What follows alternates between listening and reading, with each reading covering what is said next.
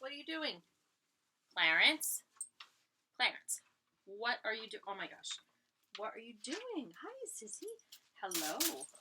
Hi. Yes, we have friends. We have Clarence. We have Addie. But this isn't going to work with this angle. We're not going to be able to talk to people like this while I scratch your butt. So you guys are probably going to have to go downstairs with your father while I do this podcast. Yeah, I know. I'm sorry to have to break that to you guys. Oh, this is why. All right. See you guys later.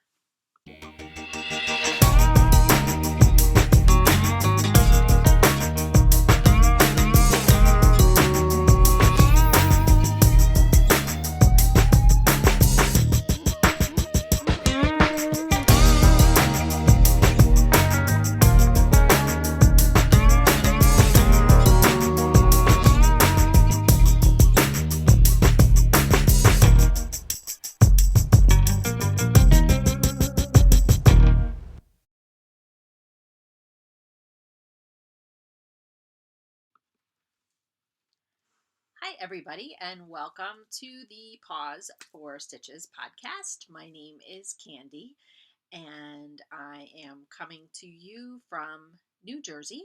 And I just wanted to take a moment to welcome back anybody who is coming back to join us again, and also a huge welcome to anybody who is just discovering this podcast for the first time. As you can see from the introduction, from the little bit of an opening there, I do have two lovely and very energetic co-hosts, but due to the filming environment for this podcast, unfortunately, I'm not so sure how much time Clarence and Addie are going to be able to spend with us.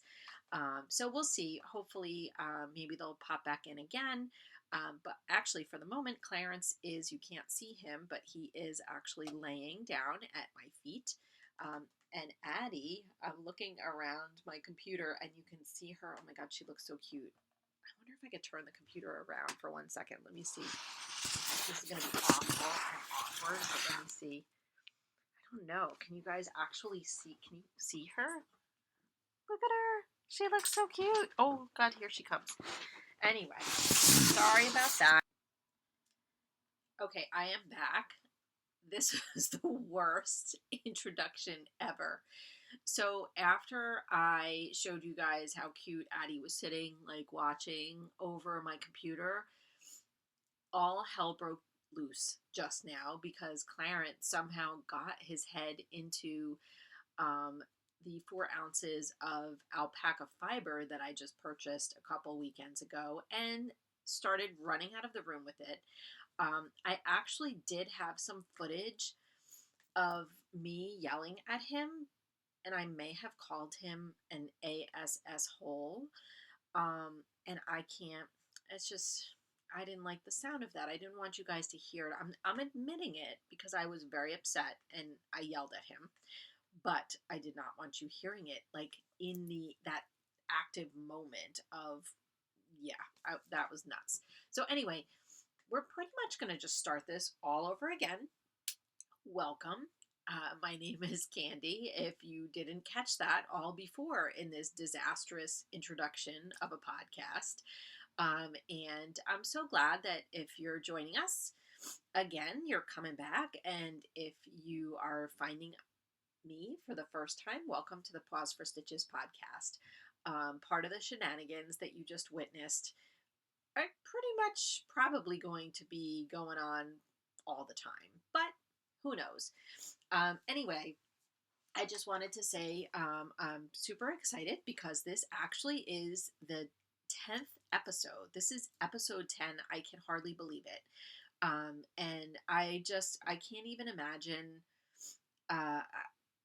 it's hard for me to express how excited I am about that because I honestly didn't, the very first time I sat down to do this, I wasn't really sure what was going to happen. So the fact that I'm still here 10 episodes in means that I have been just having a wonderful time doing this and talking to you guys and getting to know so many of you.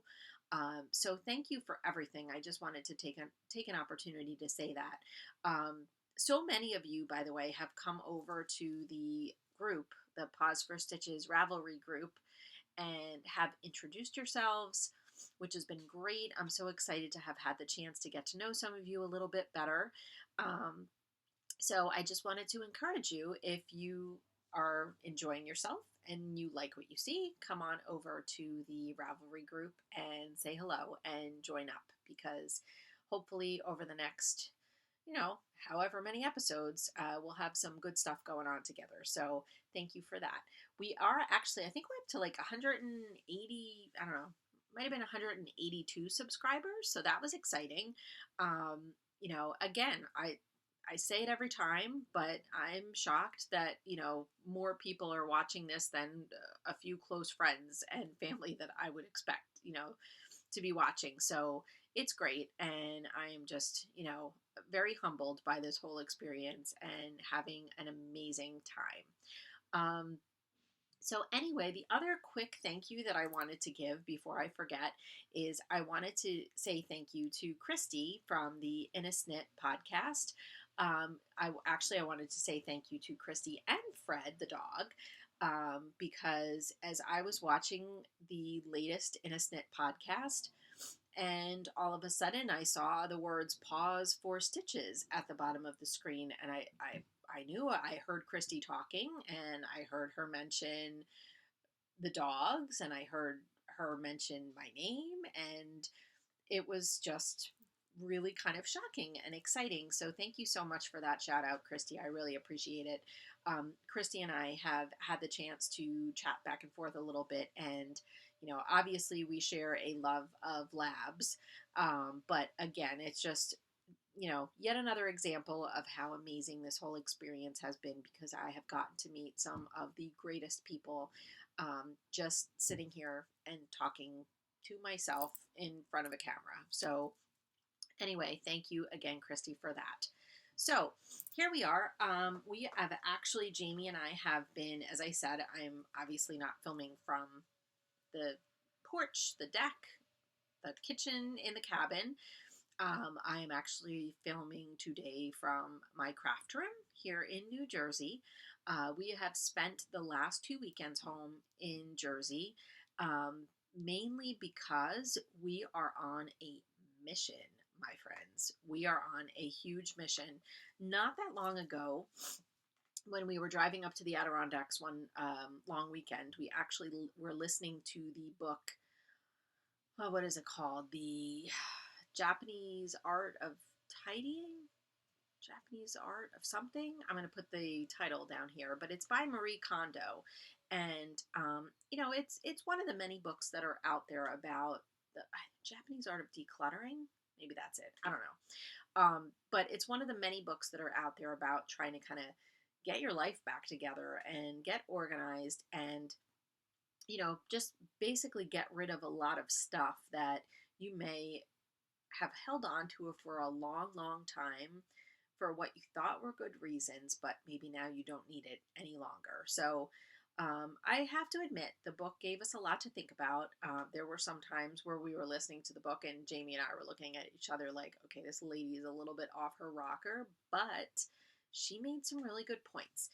And I know a lot of you have probably heard of this book before, but one of the biggest things that she's trying to say in this book is that why in the world would you hang on to something that does not bring you joy any longer? Like, if it really has to have a purpose. It needs to bring you joy. Otherwise, it does not need to be in your house at all. So that has been a bit of a comical experience, because one of the things that Marie Kondo talks about is, like when you're going to get rid of something, you should thank it for, having the purpose that it had while it served its purpose. And then, you put it in the garbage or donate it or whatever and send it on its way. So there have been many a times over the last few weeks that I've caught Jamie perhaps talking to inanimate objects and thanking them for what they've done for him and us. before he throws them out. It's actually been really funny. So anyway, one of the things I wanted to tell you guys, though, and I think I posted a picture on Instagram, but probably the funniest thing that I found that I have had a very hard time parting with, and as you'll see, because I'm about to hold it up, I still have not parted with it, is my uniform from when I worked for Royal Caribbean Cruise Lines as a youth counselor many, many years ago when I was in college. So anyway, here we go. We found, we actually found this up in the attic. And it is, I wish you could touch this and feel this because it is the most crisp, crusty blazer that you will ever come across in your life. And it is this royal blue. There, for those of you who have ever cruised with Royal Caribbean, you might notice that crown and anchor symbol. Um, if you could, I'm like trying to even show you how that baby is all shoulder pad. Yes, it is. So this is like linebacker blazer going on right here. This definitely is something that holds very dear to me, though, in the form of a lot of different memories. Not only did you have to wear this blazer, but you also had the fabulous, let's see if I can pull this off for you guys, the fabulous matching, kind of kerchief thing that also, of course, had the crown and anchor symbol on it. So you would wear this, and then you would wear the blazer over it. What I did not find was the white, like very bizarre pleated skirt that I remember having to wear with this, or sometimes we had to wear white pants depending on what night it was on the ship. But yeah, so as you can see, have not gotten rid of it yet because it just, I don't know. I actually found a picture to show you guys so that you don't think I'm totally making this up, although obviously I have it, so I can't be making it up. But I actually found a picture of that was taken on a cruise that my mom and dad and my brother came on while I was working on the ship in Bermuda, going back and forth between New York and Bermuda. And so you can actually see what I look like in this lovely piece right there. Yep, that is me. And my family, who will probably not be very happy with me for showing this picture, but I just seriously thought you had to see that was me from my college years. As you know, as I just mentioned, working for Royal Caribbean, I had the pleasure of doing that job for almost, I guess, 4 years on and off, pretty much every Christmas, Easter, and then all summer long, I was on a ship somewhere working with the youth program. So, yeah, I just thought that would be a little interesting tidbit to share. And it has a whole point because I'm about to get to a really exciting thing that I wanted to talk to you guys about today. So, because I found that blazer, I started doing a little strolling down memory lane. And I was thinking, I was telling Jamie, talking about a lot of the fun times that I had working on the ship. It was definitely a fascinating job to have. And what would happen with our schedules is we would alternate weeks where you would either work with the children's program or the teens program. And even though most of my life now, even as a teacher, I have spent working with younger kids, I have to say that I had a soft spot for working with the teenagers on the cruise ship. And I don't know what it was. I guess because they were sort of at an awkward age where they didn't want to hang out with their parents, but they weren't old enough to, venture off and do all the crazy things that there might be to do in these different ports of call or whatnot. So I always found it kind of a challenge to come up with activities for the teenagers that were kind of cool, but, it just, I don't know, something that they wouldn't think would be too dorky. So probably one of the biggest activities that was a huge hit with the teens was something that was called the whatever the name of the cruise ship was. Like, so if it was the Nordic Prince or the Song of America or the Song of Norway, it would be, let's say, the Song of Norway photo challenge. And what would happen is, believe it or not, the kids, or teens rather, would be given Polaroid cameras, and they would have like a scavenger hunt of different photos that they would have to go and take, and each one was worth a different number of points. They would get, I want to say they had like a whole hour to go off in teams of like 3 to 4, and they would go off and about the ship, respectfully so. They had to be very mindful and careful of the other passengers on the ship, but their goal was to take these pictures and come back, and then we would figure out who the winner was. So I was just thinking about this, and it occurred to me that all of a sudden I had this idea for a contest that I would like to have. And we all know what super amazing fiber festival is coming up in just a few weeks. Yes, friends, it is Rhinebeck. So, what I wanted to tell you guys about is that finding my old cruise ship uniform and reminiscing and thinking about the teenagers' photo challenge got me to thinking, why can't I have what I am going to lovingly call the Rhinebeck Tic-Tac-Pho-To challenge? Yes, that is what I am doing. So I just want to take a couple minutes to tell you guys about this because I am so excited. As you know, I am going to Rhinebeck. This is my first time. But because I've watched podcasts for so long and I've lived vicariously through so many other people who have been to Rhinebeck so many times, I had a little bit of an idea in my head of what are the kinds of fun things that go on there. So what I did basically is I came up with an idea for a photo challenge that people can enter. And basically all that means is that you're going to have, and because I said it was a tic-tac-pho-to challenge, there are 9 different photo prompts, if you will, that you have to inspire some photo taking while you're at Rhinebeck, if you're going to Rhinebeck. And what I'm encouraging you to do is to take these photographs and then to be able to come back and post them in a thread on my Ravelry group that I am going to put up for you guys for this challenge. So let me show you the tic-tac-toe board first, but then what I did was I made smaller squares so it'll be easier for you guys to see.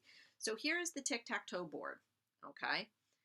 The light in here, I'm so sorry, it's terrible, but that's what it looks like. All right, so I am going to, over the next few weeks, I'm going to be posting lots of stuff about this on Instagram.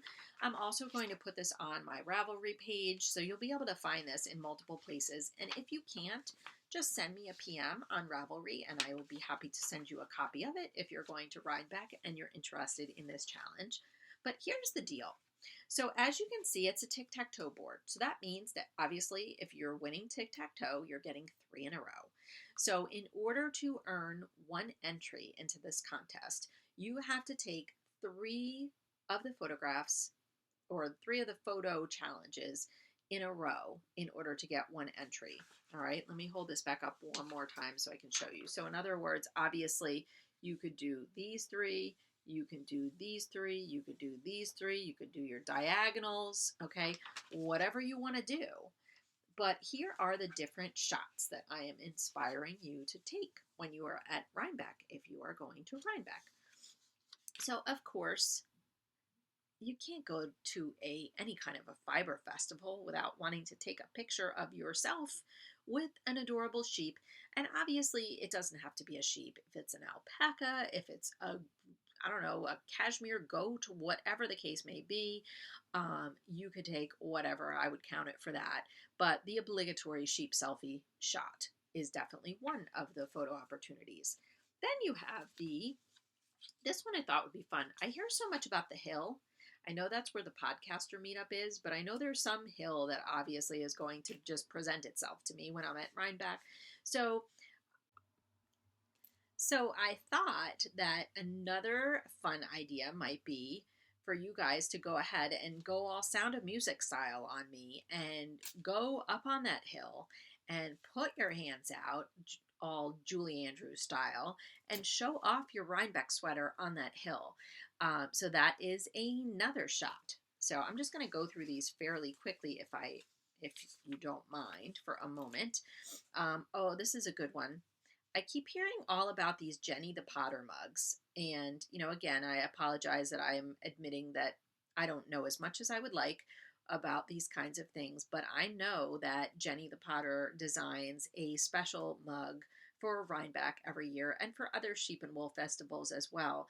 But I also know that if you don't get there early enough, you don't get the mug. So obviously there's going to be some sadness, and that's okay. So you might as well make some lemons out of those lemonade, you guys. Wait, make some lemonade out of those lemons. Oh my gosh.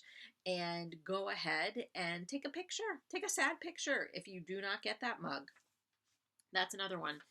How about for those of you who are going to be spinning while you're at Rhinebeck? You might be doing some spinning. So go ahead and take a picture of yourself spinning. Have somebody else take a picture of you spinning. That's another one. This one, I know I'm looking forward to this, and I know Jamie is as well. Obviously, there's lots of kind of cool stuff to eat at Rhinebeck, so anything that you think is sort of a unique food, dining experience, culinary experience, go ahead and take a shot of that. Now, this one, I know I am going to have a hard time not taking some of these shots because I keep hearing that there are a lot of people that I'm so excited to meet that are going to Rhinebeck. So I am not going to lie. I am very, very likely going to be the crazy fangirl. So go ahead, take a shot and enter that one. Few more to go here, you guys. Long lines. All right. If you have to wait in a long line, you might as well pretend you're enjoying it and be able to enter it to win something. So there's another one. Show off your stuff. What about a shot of you and your acquisitions? That obviously could happen at Rhinebeck, or it could even happen after you're home. So either way, it would be awesome for you to kind of flash whatever the stuff is that you bought at Rhinebeck. And then last but not least, this is a silly one. I totally admit, and actually, I'm not even sure I told Jamie about this yet because, as you guys probably have deducted by now, he is the best sport in the world, so I don't think he'll mind.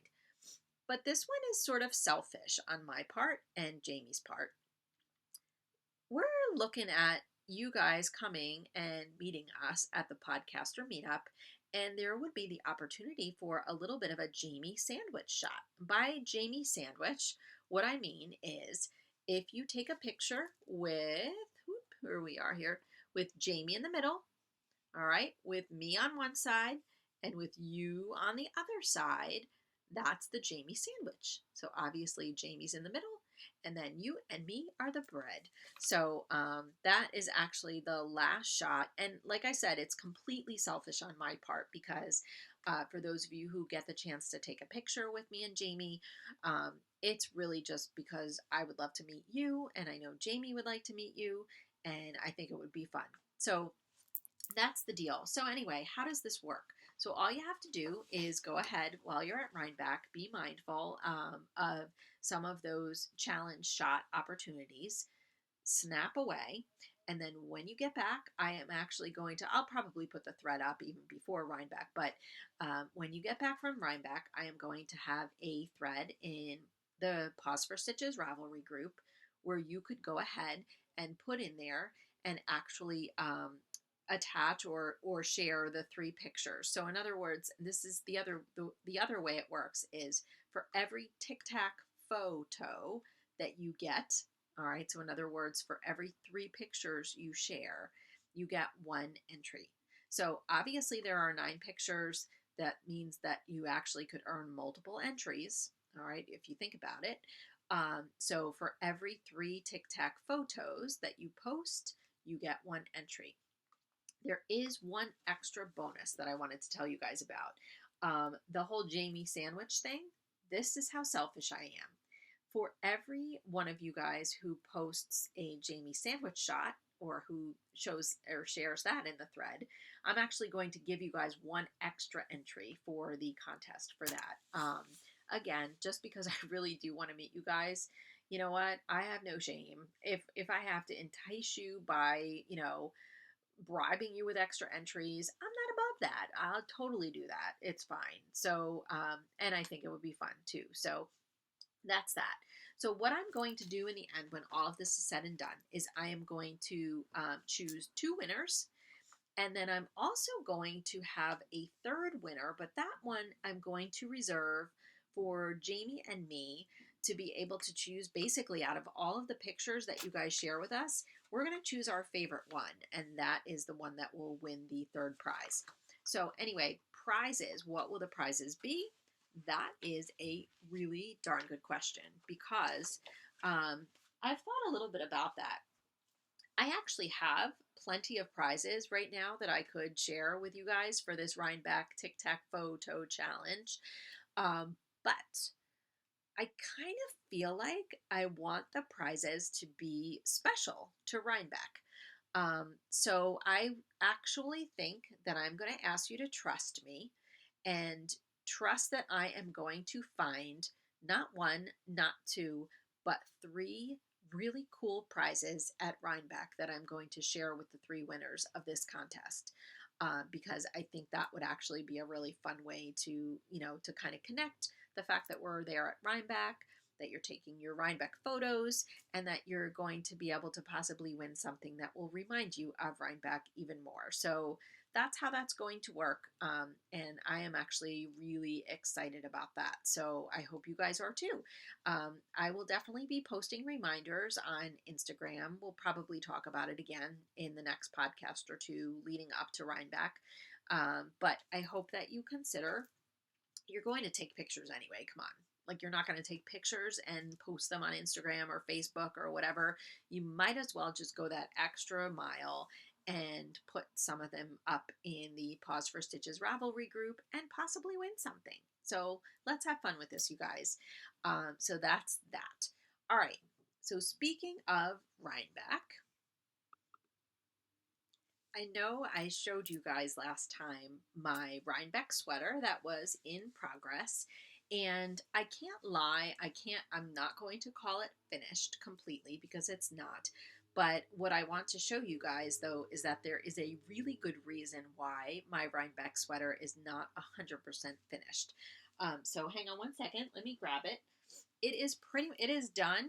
It is off the needles, which is awesome. So for those of you who are new and did not get to see this in the last episode, we've got some ends to weave in, all that good stuff, and something else I'm going to show you in a minute. But those of you who did not get the chance to see this, what I did is I actually took the three sheep repeat from the bobble sweater, and a good friend of mine, this, as I described in length, if you want to hear more about it, go ahead and tune in to episode 9. But I described in length sort of what an amazing learning experience this whole project has been for me. A good friend of mine, Lynn, who is also one of the fabulous ladies in my knitting group, really took a tremendous amount of time with me to teach me how to take, we basically, what we did was we worked with the Elizabeth Zimmerman percentage method, and we pretty much started with this whole seamless yoke sweater idea, calculated everything according to my measurements, and I was able to make a sweater that fits me absolutely beautifully. But not only that, because it's a yoke sweater, I was able to also learn how to take something that I wanted to put on the yoke and learn how to chart it and actually get it on there. So that's that. So I'm going to actually put this on for a minute because I want to show you guys something. And I don't know, I want to put it on. So anyway, like I said, the sweater fits like a charm. It's just, I actually like the size of it. It is big enough that it's not too big, but it's big enough that I could probably wear something under it if it's a little bit chilly, if I need to do that. But it actually, I'm really, really, really excited about the fit of this. Now, but here's the thing. Oops, a little smushed over here. My goodness, there we go. All right. Anyway, what I wanted to show you guys, though, is why I have not finished this yet. Because one of the cool things that I learned since the last time I talked to you guys about this sweater is that there is this whole idea or a whole notion of actually putting in what I learned is called a phony seam when you're doing a seamless sweater. So, anyway, obviously, when you seam something together, you have pieces and you have to, whether you use a mattress stitch or whatever you might use, you actually have to seam those pieces together. When you're knitting something in the round, you don't have that. So, even though you don't have to do this, and it would probably look perfectly fine, if you want that finished object, that finished garment or sweater to have a little bit more polished look and have the appearance of having seams, there is a very fancy but very easy trick on how to do this. And that is what Lynn showed me. So anyway, if you can see, all right, this side is not finished yet. Okay, so you actually can see that there's no seaming, no nothing going on there. Even up the sleeve, there's nothing. So if I wanted to, I could just close this sweater up and be done with it, okay?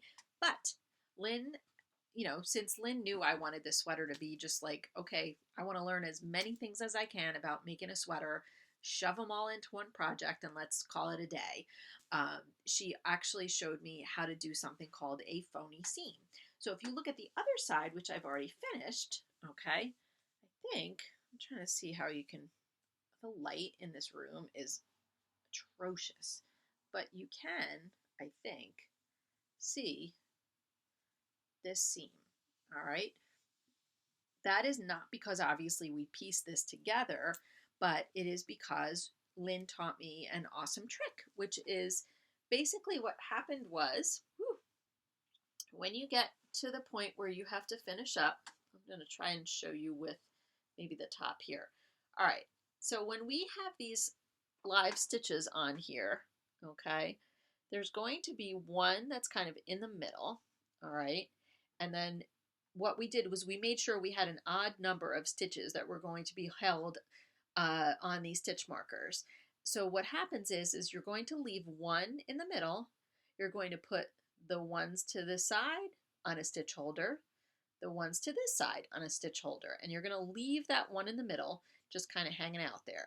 And then you're going to take out your waste yarn, okay, and now you literally will have one stitch that is just hanging out doing nothing. What happens after that is you take that stitch, it doesn't matter whether it's going down the sweater or up the sleeve, but what you're going to do is you're actually going to pull that stitch all the way, you're going to let that stitch drop essentially all the way down. So what ends up happening is it looks like you actually have lots of ladders going all the way down the side of your sweater until you get to that ribbing at the bottom. Once you get to that ribbing at the bottom, then you're going to have basically, what, like I said, what looks like lots of ladders. Then what you're going to do is you're basically going to use a crochet hook, and you're going to actually almost kind of chain, sort of, I guess, I don't crochet, so I'm not even sure if I'm describing this very, very well, but you're basically going to take two stitches and kind of swoop them up into one.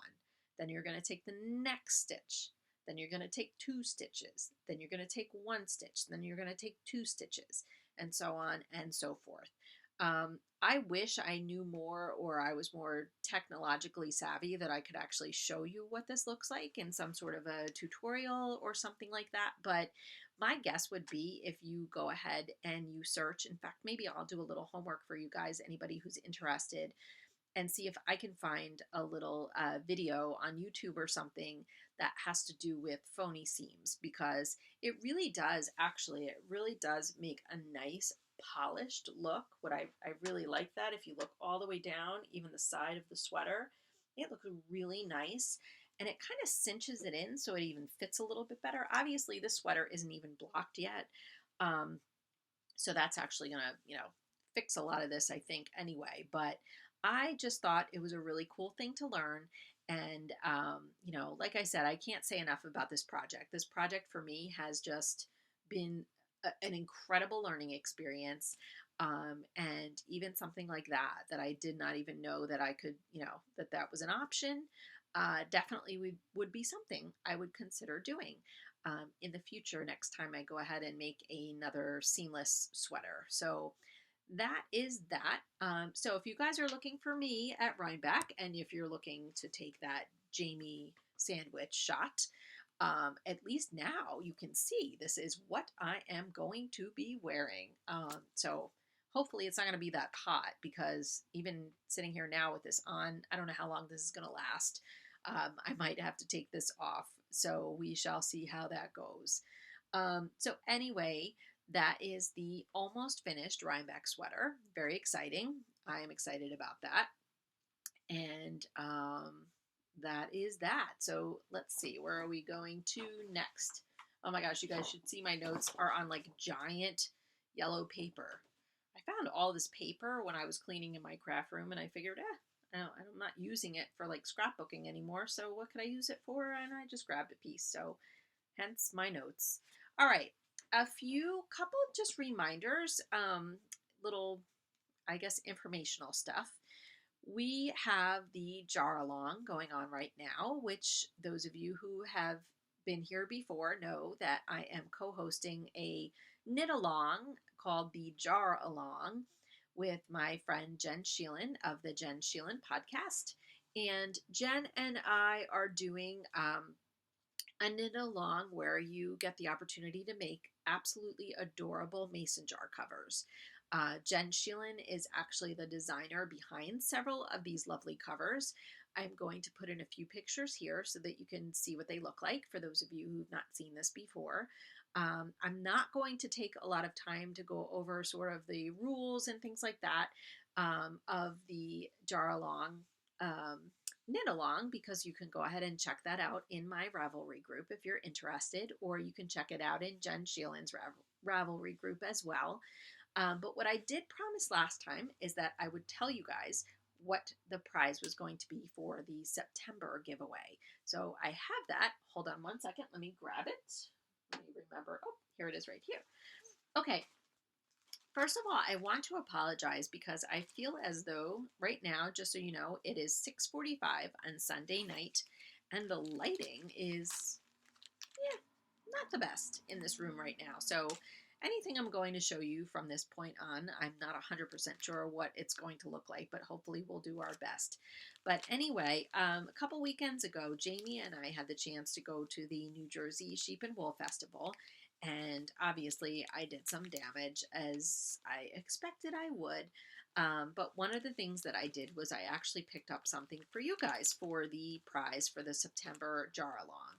And that is this really, really cute. Oh, that's actually not too bad. Lighting's not too terrible on that. I found and met a new to me dyer while we were there. And where is her card? Here it is. Suzanne Burkett, who is the indie dyer behind Groovy Hues Fibers. Groovy Hues Fiber. Not. Oh no, it is Fibers. It was hard to see the S there for a second. But they were so much fun to talk to. They're actually from Long Island, so that's not too far from me in New Jersey. But one of the things that I thought was fun was that she not only were her skeins absolutely beautiful. I'm going to show you two of those in a second, but they even did these little rolags, which were just so super stinking pretty.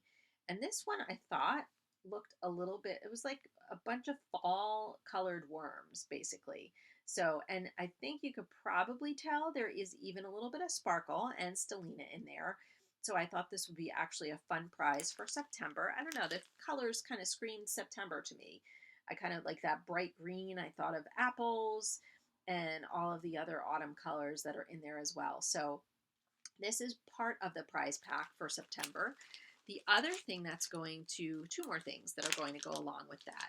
Melissa from Knitty by Nature, who I absolutely love her stitch markers and progress keepers. The last time I got something from Melissa, she actually was gracious enough to throw in a couple presents for you guys. One of them is this awesome set of stitch markers and progress keepers that have kind of like a blue moons and stars kind of theme to them. And I don't know, they looked pretty groovy to me, so I thought they would actually match nicely um, with the Groovy Hues Fibers Rolags that I just showed you. And then last but not least for that prize, this I was not expecting actually until yesterday. I had the chance to, and I'll talk about this in a minute. I stopped into my local yarn shop and visited with the owner, Rhonda. I was at the Yarn Attic in Hillsborough, New Jersey, which is, for those of you who ever get the chance, if you're ever in the New Jersey area, Central Jersey, and can stop by the Yarn Attic, you will not be disappointed, I promise you. But even better, you do not have to actually go to New Jersey because you can go online because the Yarn Attic is also an online shop as well. And you can also benefit from all of the wonderful things that Rhonda has to offer. But one of the things that I love is that a lot of times the women who work at the shop, um, Rhonda had these shirts done up for them. And instead of the show MASH, which some of you may remember from a long time ago, what rhymes with MASH that might really be cool for knitters? Of course. How about stash? All right. So this is sort of a green, like a almost a camouflagey green kind of color with the word stash on it. T-shirt also is going to be part of the September prize package, thanks to Rhonda at the Yarn Attic. The other thing too, just so you know, is I actually have a size large here that I'm showing you guys, but Rhonda was kind enough to say that if whoever wins the prize ends up needing a different size than that, you'll just have to let me know. And Rhonda said we can figure that out and we can make sure you get the size that would be most appropriate for you. So anyway, so you've got the Stash t-shirt, the Rolags, and the awesome stitch markers from Melissa at Knitty by Nature. So hopefully that entices you guys that have not yet already put in for your September jar entries. You know, maybe you'll still have a little bit of time to do that. You still do. We've got time. It's only the 25th right now, so you still have a few days.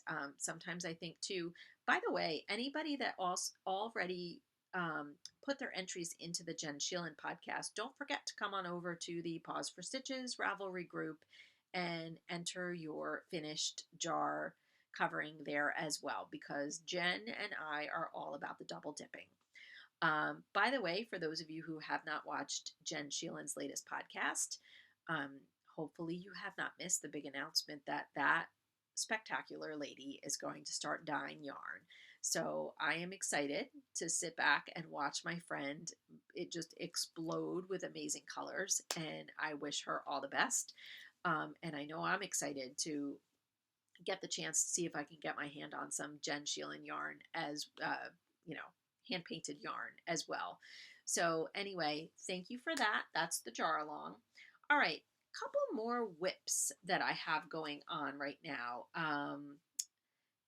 Two things. One of them actually I have never mentioned at all. I may have to take this sweater off, not because I'm that hot, but because I keep getting caught on all of my ends. So bear with me for 1 second, you guys, while I disrobe a little bit. But in the meantime, what I wanted to tell you guys is that I actually, there is another yarn shop that I love, and I don't get to go there as often as I do to the Yarn Attic because that truly is my local yarn shop. But there is a shop in Lahaska, Pennsylvania, which I'm not that far from the Pennsylvania border, so I definitely can take trips there from time to time. But it's called Twist Knitting and Spinning. The main reason I'm familiar with this shop is it's because this is where I actually took private lessons on my spinning wheel with Debbie, the owner of the shop, who is amazing. Hi, Debbie. And I actually, you know, every chance I get, I do try to stop by there and spend a little time at the shop. And the last time I was there, I was so happy that I was there at that time because somebody was coming in to pick up, I guess one of the women that works at the shop must have done some finishing and blocking and whatnot of a little baby cardigan that one of the folks had made and dropped off at the shop and had somebody finish up for them. And when they were, the person came in to pick it up and they were showing it, and I just loved it. Ironically enough, one of the things I had just done, probably about 10 minutes before that, is purchased yarn to make a baby sweater for good friends of ours who actually had a baby in July. So I thought to myself, you know what? That other yarn that I already bought can be used for something else. I need to make this sweater for our friends. So anyway, this actually is the Tulip. I think it's called it's the Tulip baby cardigan. It's actually, it was designed by Lindsay Peckney, and it was designed for Dream in Color. So this is actually what the sweater looks like. Looks like that. So, so cute. As you can see, there are lots of different colors in this sweater. So what was perfect about this opportunity that I had is that Twist at the shop, they were actually selling this as a kit. So, which was fabulous because as we know, if you want to make a baby sweater with 8 different colors, that is going to be one very expensive baby sweater. And you're not going to really need that much of the yarn for each of those stripes. So what they did at Twist was they actually picked colors for the shop and they made their own sort of kits for this particular baby cardigan. And I saw the colors and I just had to have it. So I'm going to actually show you the back because it's a little bit easier because it's still on needles, obviously, at this point. But here you go. These are the colors. It is just so, so pretty. What I really, really liked about this is I really think you could probably pull this off for either a boy or a girl. I happen to be gifting this to a lovely little baby girl. And here's the front. It is a disaster. I apologize. And I'm going to say something in a moment about my crazy, look at my crazy ends. It's like worms, dancing worms. I think I was so excited to get to each new color of this sweater that I completely forgot to do the whole trick where you kind of tuck in the ends as you're starting, that you weave in your end from the previous color as you're starting the next color. Yeah, totally forgot about that. So I'll pay the price later, but no big deal. I just now obviously have a lot of ends to weave in. But I really like this. As you can see from the picture, there is a bit of it's not really a button band necessarily, but there is definitely going to be a band and an I-cord edging that goes around the top of the neck there. So I think this is going to be really cute. So I'm pretty much right now, I'm actually on the seed stitch bottom. I just started that. So then I'll have to obviously go and finish the sleeves, and then this will be done. But this was, seriously, I picked this up on, I want to say I picked it up on a Sunday. Jamie and I took a ride out there together, and I think by Monday night, I had a good chunk of what you just saw already finished. So it's really a quick knit, it's fun, and the colors are just awesome. I would think that, yes, it would be expensive if you had to pick out your own 8 colors and you wouldn't need to actually use them all, but even that, I think it would be fun to pick out 8 colors to make a sweater like this. So that is the Tulip cardigan. And by the way, I believe this is going to sound really embarrassing, but I didn't have, because they made up the kits, I did not have the ball bands for the actual yarn. But I'm going to go out on a limb and assume this called for Dream in Color Classy, their worsted superwash merino. So I'm pretty sure that's what the yarn is. And if it is definitely super soft and squishy and awesome. So that's going pretty well. Last work in progress that I wanted to talk to you guys about is something that I just cast on yesterday. But of course, as always, I always have a lot more of a story to tell about everything, don't I? So I apologize for that. But I really do believe that every once in a while a project comes along that's like there's like fate involved, or I don't know, just the stars align and this project kind of comes together. And then once that happens, you just get sucked in and you're so excited and you can't wait to work on it. So that pretty much is the backstory behind this whole project that I'm about to tell you guys about, because there were a couple things that had to happen in order for this project to get cast on. The very first thing that happened was the fact that I was listening to, and I think I'm going to grab my notes for a second because I don't want to miss any of the podcasters that are involved in this. But I kept hearing on maybe like 4 different podcasts, I kept hearing people talking about a knit along that was starting in October called the Big Bad Burgalong, where it was basically going to be a knit along for anything that was designed by Melanie Berg. And it was really funny. So, actually, these are the 6, I believe there are 6 podcasts that are sponsoring this Big Bad Burgalong together. And they are as follows: the Actually Knitting podcast, knitting Emily of the Knitting Butterflies, Prairie Girls Knit and Spin, so Prairie Girl Danny and Prairie Girl Susie, um, Communer Knitter, also an audio podcast that I've listened to for a while, Boston Jen of the Downseller Studio podcast, and then last but certainly not least, the wonderful Christy of the In a Snit podcast. So those 6 podcasters are collaborating on this knit along, and I couldn't help it. Like, not only did I hear about it once and I was enticed, but I heard about it multiple times.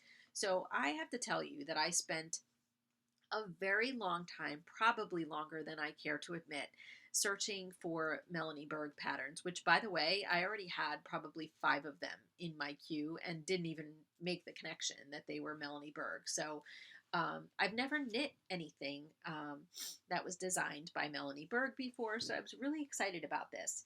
So then the next thing that happened was that, and I'm going to put a picture here because I already have my skeins all, balled up and whatnot. So I can't really show you them exactly for real. Um, but the next thing that happened was Little Bean Crochet, Kayleen, who I have been sort of coveting her yarn ever since I've been introduced to it from Lynn of the Sunshine and Bubblegum podcast.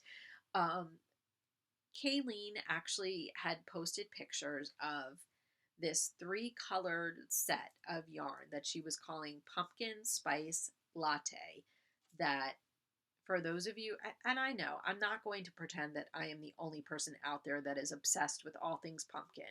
So I don't call that my own thing. I know it's a lot of our things, but definitely when I saw these 3 colors together, if I didn't already put a picture, I'm going to put one now.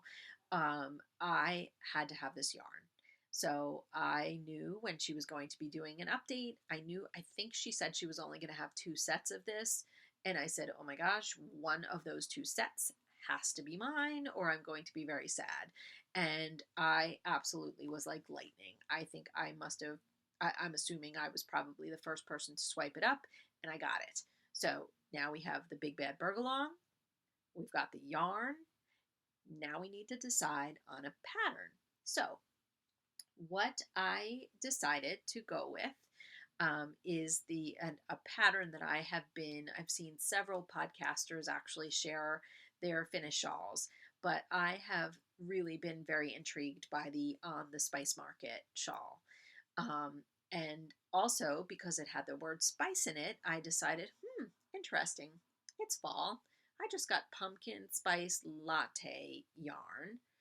I want to do On the Spice Market.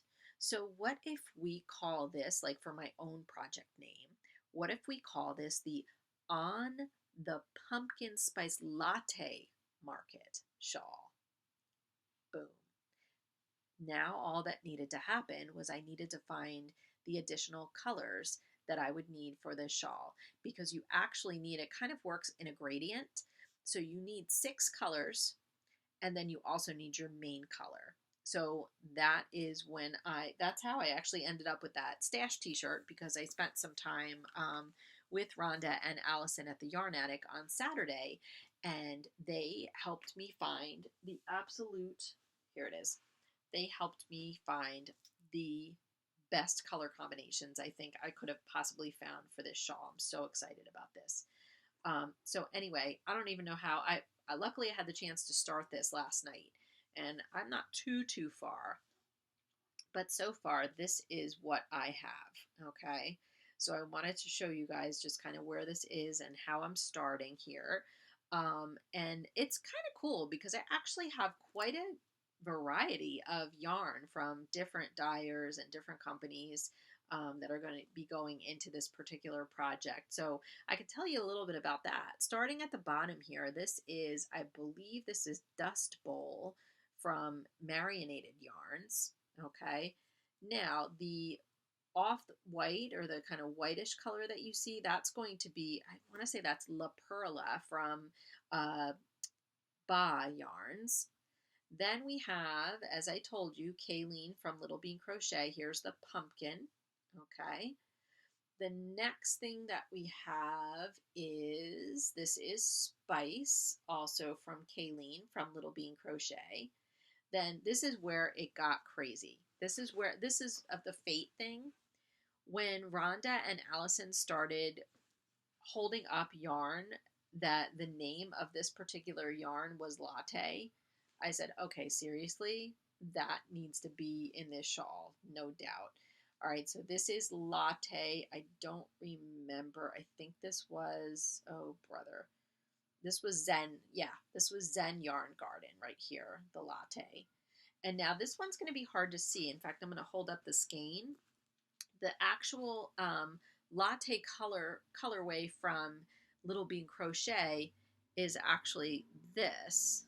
Okay, I'm not so sure if you're going to be able to see that super well. Again, I'm so sorry for the lighting. I really miss the cabin right now. I don't know, there's just something about being outside with the natural lighting that's so much nicer. I gotta get some lights. We'll figure that out.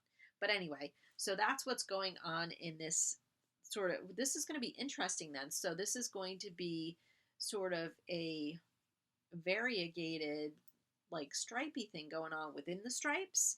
So I think that might look interesting. I'm not so sure, but I'm only, I think, 4 rows into that stripe section. So we'll see how that looks. And then the last color that I have that you can't see yet is actually this one, which is another Ba Yarns, but I decided to just go with a solid brown. This is actually chocolate. I think they, if I'm not mistaken, they actually dyed up this colorway just for the Yarn Attic. So I'm excited to work with that as well. So anyway, if you haven't seen on the Spice Market yet, I'm going to put up a picture if I have not already so that you can see how awesome this project is and how excited I am. And I think it's going to work up really nicely. So I'm going to keep working on that. I don't know. I don't know if I'll have it done before Rhinebeck. I'm not 100% sure about that because it is being worked up after all on, they called for size 2.5 US needles. I actually decided to use a 3, mainly because I did not have a 2.5 needle. I don't think I've ever had to work with that before. But I do tend to be a tight knitter, and it's a shawl. So I started working with it, and I figured if I was happy with the fabric, I would just keep going, and I am most happy with the fabric, so I think it's going to be fine. So I'm excited about that, and I think it'll be really fun to see where this project goes. So I will keep you posted on that. All right, I think I only have one more thing. Let me check my notes. I think there is only one more thing that I wanted to talk to you guys about. And of course, I saved it till the end because I have been teasing everybody about this for weeks. It has been, I don't even know when the last episode was when I did this, but where the heck did they go? Where are my things? Oh boy, I might have to leave you guys for a second and come back because I see them. Hold that thought. 1 second. I'm coming right back. All right. For those of you who are new to the Paws for Stitches podcast, you may not be aware that on my very first podcast, I decided that I wanted to do something to recognize and thank other podcasters. I think we all like to do that, but I wanted to think of a way to do it that was, a little bit different maybe than just saying thanks or giving a shout out or whatever. So in my world, that means doing something crazy and over the top, which is why I convinced Jamie to help me design a special podcasting award called the Sheepy.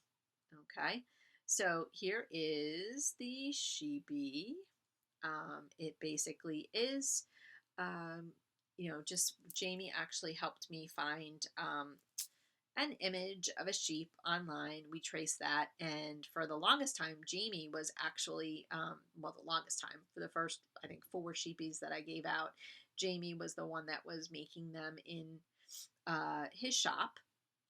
But they are actually, as you can see, they're kind of, I don't know, they're really neat. I actually think they came out really good. They have a beautiful base. We basically take these and we actually stain them with a little bit of boiled linseed oil, I think is the name of it. And this last time around, and for those of you who don't know, my husband Jamie did suffer a heart attack a few months ago. So he's obviously been on the mend. So sheepy production kind of went by the wayside, understandably, for quite some time. So I guess last week or 2 weeks ago, I met Jamie in his shop, and I said, you know what? I could do this. You could totally, if you could teach 7th and 8th graders how to use a scroll saw, I think your wife can learn how to use a scroll saw. So I actually, as you might see in one of the videos or pictures that I post in a little bit, you'll see that I actually did help make these sheepies for the first time. But what's a little bit fun this time around is we have not only one, but 2 sheepies. Oh, look. Oh, wait. This guy is face front. This guy is not. There we go. All right. So today we are actually going to be giving out 2 sheepies. And I'm really excited about this because this is the very first time that I have actually awarded a sheepy to an audio podcast. So I wanted to just take a few minutes to talk about the fabulous ladies that I would like to recognize today with this award. And that is Prairie Girl Danny and Prairie Girl Susie, hence the 2 sheep, of the Prairie Girls Knit and Spin podcast. So I have to tell you guys, I think as of September, I think when I looked, it was September 15th, they just posted their 99th episode. So they are about to be at 100 episodes. I actually have watched all, or not watched, I'm sorry, I've listened to all 99 of those episodes. And I did not discover these 2 ladies until, I don't know, maybe about a year ago or so. So I have to tell you that I did a tremendous amount of binge listening on my commute to work. Basically anytime, or sometimes when I'm doing dishes, I like to listen to an audio podcast in the background. I enjoy them so much that I actually did go all the way back to episode 1 and listen from the very, very beginning. So, I feel like I've gotten to know these ladies over these last 99 episodes, and it has been an absolute pleasure. One of the things, too, that I have found that I wanted to thank them for is just for being so entertaining, because they actually are the people who kept me company the very first time I drove by myself from New Jersey up to our cabin in New York in the Adirondacks. So probably for a good 4.5 hours in the car, it was me, Danny, and Susie. And honestly, it was a little weird. It was almost like I could have looked over and saw one of them and then looked in the, my rear view mirror and saw the other, because they just remind me of people who I would be friends with, or who I feel like I kind of already am friends with, as silly as that sounds. So I'm not sure how many of you enjoy listening to audio podcasts as well, but I would highly, highly recommend that you go on over and take a listen to Danny and Susie of the Prairie Girls Knit and Spin podcast, because they are just delightful. They are hilarious to listen to. I am really not kidding at all when I say that. There have been times where I've been driving. I do sometimes consider whether I should not drink coffee when I'm in the car and listening to them, because there is going to be the day where that coffee is going to spurt out in the middle of my car because I'm laughing so hard at something they said. Um, both very talented knitters, crafters. Danny is also the color genius behind the One Twisted Tree um, Etsy shop, which she actually is. She dyes beautiful yarn, and also has made project bags, I believe, as well. Which I've not had the pleasure of really witnessing or seeing those yet, but I know that I have checked out her yarn. I've not yet to buy any of it, but it is definitely on my yarn bucket list. So anyway, again, the sheepy is just my little way of like putting a little bit of podcast love out there into the world. So what I would like to do is to send these sheepies off to Danny and Susie, and hopefully the way this works, because I haven't had to say this in a while, is hopefully Danny and Susie will get their sheepies, and maybe they'll be so kind as to give a little acceptance speech when they're talking to everybody on their podcast. Um, so that is the sheepy. That is it. And I think that probably just about wraps up what I have to share with you guys today. I want to apologize for about the 50th time about the lighting in this episode. I know it is not the best. Um, I guess that it probably, if I'm at episode 10 and I intend to keep doing this, which you betcha I do, I think I probably am at that moment where I have to decide and look into some lighting or something like that, because right now it's, it's like 7:15 at night, and it's just not crisp or as bright as I would like it to be. And I think it's time to look for that. I don't seem to have this problem quite as much when I'm up at the cabin, but that's all right. When we are here in New Jersey, I'm gonna need to, I don't know, I guess I'm gonna need to up my game for you guys. So that's that. I think that's it. We will hopefully, not hopefully, we are definitely going up to the Adirondacks next weekend, because next Sunday is Jamie's birthday.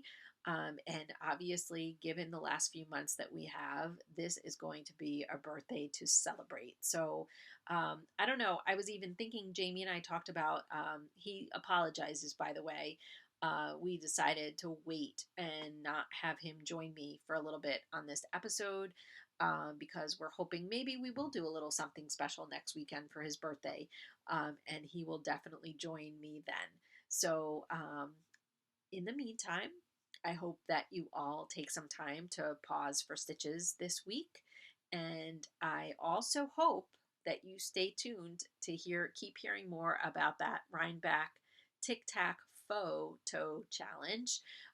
Because again, even if it's my sneaky way of getting to meet you, I hope that we definitely, those of you that will be going to Rhinebeck, I hope that maybe there's a slight chance that our paths will cross. But if not, I hope you'll snap some pictures and get the chance to earn some great prizes that I promise you will be spectacular. So that's it, everybody. Thank you so much, and have a wonderful week. Bye.